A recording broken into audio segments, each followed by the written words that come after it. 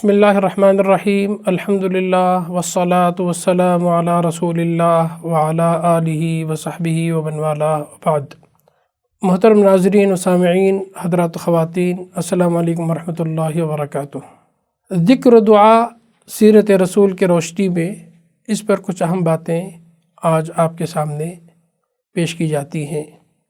یا ایھا الذین آمنوا اذکروا اللہ ذکرا کثیرا وسبحوہ بکرۃ واصیلا ھو الذی یصلی علیکم وملائکتہ لیخرجکم من الظلمات الی النور وکان بالمؤمنین رحیما۔ اے لوگو جو ایمان لائے ہو، کثرت سے اللہ کا ذکر کیا کرو اور صبح شام اس کی تسبیح بیان کرو۔ وہی اللہ ہے جو تم پر اپنی رحمتیں نازل کرتا ہے اور اس کے فرشتے تمہارے لیے دعائیں رحمت کرتے ہیں تاکہ تم کو تاریکیوں سے روشنی کی طرف نکال لائے۔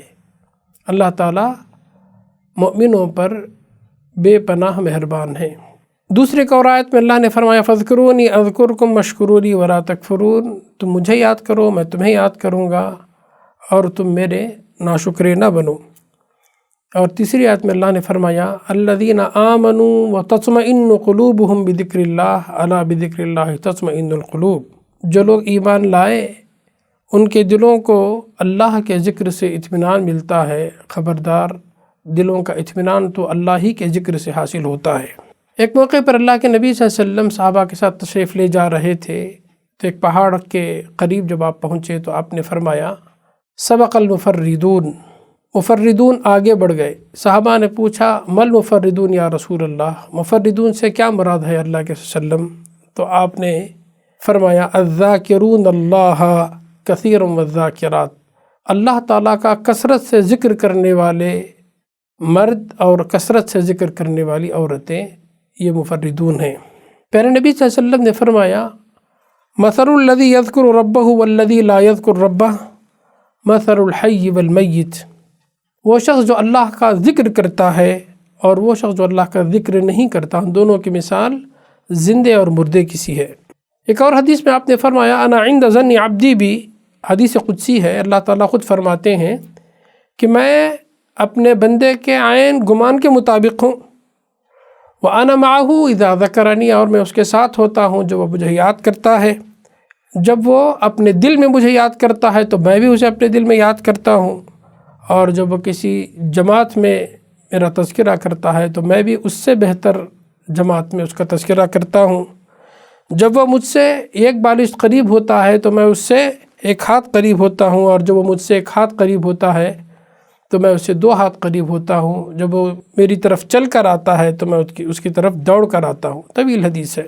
ایک آدمی اللہ کے نبی صلی اللہ علیہ وسلم کے پاس آئے اور انہوں نے کہا اللہ کے نبی صلی اللہ علیہ وسلم اسلام کے احکام بہت زیادہ ہو گئے ہیں، مجھے کچھ ایسی بات بتائیں جس کو میں مستقل کرتا رہوں۔ تو آپ نے فرمایا لا یزال لسانک رطبا من ذکر اللہ، تمہاری زبان ہمیشہ اللہ کے ذکر سے تر رہنی چاہیے، یعنی تمہاری زبان پر ہمیشہ اللہ کا ذکر جاری و ساری رہے۔ حضرت عائشہ رضی اللہ تعالی عنہ فرماتی ہیں کہ اللہ کے نبی صلی اللہ علیہ وسلم کان یذکر اللہ علی کل احیان، کہ اللہ کے نبی صلی اللہ علیہ وسلم ہمیشہ اللہ تعالیٰ کا ذکر کیا کرتے تھے، ہر وقت ہمیشہ اللہ کا ذکر کیا کرتے تھے۔ اور ایک اور حدیث میں پیارے نبی صلی اللہ علیہ وسلم نے فرمایا بنی آدم صبح کرتا ہے اور اللہ نے جو اس کے اندر 360 جوڑ بنائے ہیں، ہر جوڑ پر ایک صدقہ ہوتا ہے، تو لہذا ہر تسبیح صدقہ ہے، ہر تحمید یعنی الحمدللہ کہنا صدقہ ہے، تسبیح یعنی سبحان اللہ کہنا صدقہ ہے، ہر تحمید الحمدللہ کہنا صدقہ ہے، ہر تحلیل صدقہ ہے یعنی لا الہ الا اللہ کہنا، اور ہر تکبیر یعنی اللہ اکبر کہنا صدقہ ہے، امر بالمعروف و نہی عن المنکر صدقہ ہے، اور چاش کی 2 رکعت نماز ان تمام اعمال کے بدلے کافی ہو جاتی ہے۔ اور پھر اسی طریقے سے خود پیارے نبی صلی اللہ علیہ وسلم پر درود بھیجنے کی فضیلت میں آپ نے فرمایا من صلی علی واحدۃ صلی اللہ علیہ عشرہ، جو مجھ پر 1 مرتبہ درود بھیجتا ہے اللہ تعالیٰ اس پر 10 رحمتیں نازل فرماتے ہیں۔ اور پیارے نبی صلی اللہ علیہ وسلم نے استغفار کے سلسلے میں فرمایا کہ میں دن میں 100 مرتبہ اللہ تعالیٰ سے مغفرت طلب کرتا ہوں۔ اور پھر استغفار کی فضیلت کے بارے میں آپ نے فرمایا من لزم الاستغفار جعل اللہ لہ من کل ہم فرجا ومن کل ضیق مخرجا ورزقہ من حیث لا یحتسب۔ جو انسان ہمیشہ استغفار کیا کرتا ہے، اللہ تعالیٰ اس انسان کو ہر رنج و غم سے خلاصی عطا کرتے ہیں، ہر تنگی سے نکلنے کی راہ پیدا کرتے ہیں، اور ایسی جگہ سے اس کو رزق دیتے ہیں جہاں اس کا وہم و گمان بھی نہیں ہوتا ہے۔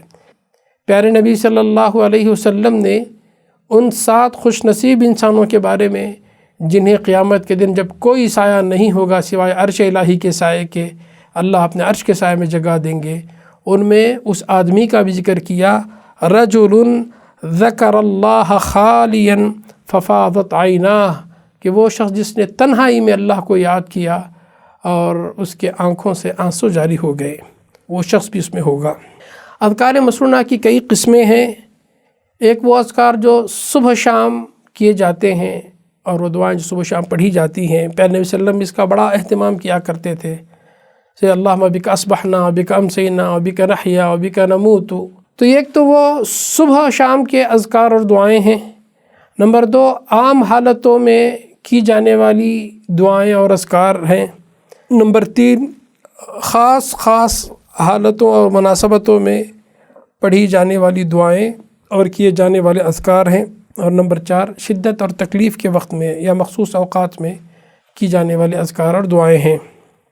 بہرحال ان تمام کی تفاصیل احادیث میں آتی ہیں، پیارے نبی صلی اللہ علیہ وسلم کی سیرت میں ہم کو اس کی تفصیل ملتی ہے، تو لہذا ان اذکار مسنونہ کو اور ان دعاؤں کو ہمیں پڑھنا چاہیے اور اس کا اہتمام کرنا چاہیے۔ مثال کے طور پر آپ نے فرمایا سبحان اللہ والحمد للہ ولا الہ الا اللہ واللہ اکبر، یہ سب سے محبوب ترین کلمات ہیں اللہ کے نزدیک، اور جس سے بھی انسان شروع کرنا چاہے وہ شروع کر سکتا ہے۔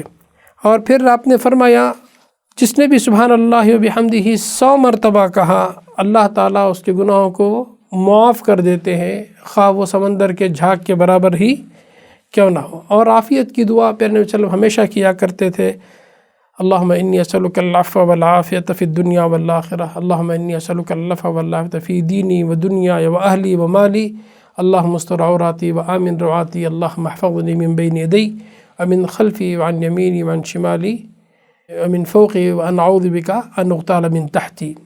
یہ کثرت سے آپ صبح شام اس کو کبھی نہ چھوڑتے تھے۔ اور پھر معوذتین کا اہتمام بھی آپ صبح شام کیا کرتے تھے، یعنی سورۃ الفلق اور سورۃ الناس 3 مرتبہ آپ پڑھ کر جو ہے صبح میں بھی شام میں بھی اپنے پورے بدن پر دم کر لیا کرتے تھے۔ تو بہرحال یہ اذکار کی سلسلے میں کچھ باتیں میں نے کہی ہیں۔ اب مسنون دعاؤں کے سلسلے میں کچھ باتیں میں ذکر کرتا ہوں۔ کتاب و سنت کی روشنی میں دعا کے بارے میں جتنی حقیقتیں آئی ہیں اس کا خلاصہ میں چند الفاظ میں آپ کے سامنے رکھتا ہوں۔ دعا مومن کا ہتھیار ہے، دعا عبادت کا مغز ہے، بلکہ دعا عین عبادت ہے۔ اللہ کے نزدیک دعا سے زیادہ لائق قدر چیز کوئی نہیں ہے۔ دعا سے انسان پر خیر اور بھلائی کے دروازے کھول دیے جاتے ہیں، دعا سے انسان کی تقدیر بدل جاتی ہے، دعا سے مصیبتیں اور آفتیں ٹل جاتی ہیں۔ دعا اللہ سے قربت و انابت کا ذریعہ ہے، تکبر سے برات کا اعلان ہے۔ دعا ہر طرح کے ہموم و غموم، رنج و الم سے خلاصی کا مؤثر ذریعہ ہے۔ دعا اللہ کے غضب سے بچاؤ کا سامان ہے۔ دعا ایمان باللہ اور توکل علی اللہ کی دلیل ہے۔ دعا بلند ہمتی کی علامت ہے۔ دعا عاجزی اور بے بسی سے نجات کا ذریعہ ہے۔ دعا اللہ کے متقی اور پرہیزگار بندوں کی نمایاں صفات میں سے ہے۔ مسلمانوں کے لیے دعا مسلمانوں سے محبت اور پرخلوص ربط و تعلق کا اظہار ہے۔ دعا پریشان حال انسان کے لیے مأویٰ و ملجا اور مضبوط پناہ گاہ ہے۔ دعا ہر حال میں بندے مومن کے لیے سراپا خیر ہی خیر ہے۔ دعا اللہ کی رضا اور خوشنودی کا ذریعہ ہے۔ دعا نہ کرنا اللہ کی ناراضی اور اس کے غیظ و غضب کا موجب ہے۔ دعا تمام انبیاء، علماء، صلحاء، شہداء کا پسندیدہ عمل رہا ہے۔ اللہ کی شریعت میں ہمیں اس کا طریقہ اور سلیقہ بتایا گیا ہے۔ دعا اخلاص سے مانگی جائے، دعا نیک مقصد سے مانگی جائے، دعا حضور قلب کے ساتھ مانگی جائے، دعا یقین کی کیفیت کے ساتھ مانگی جائے،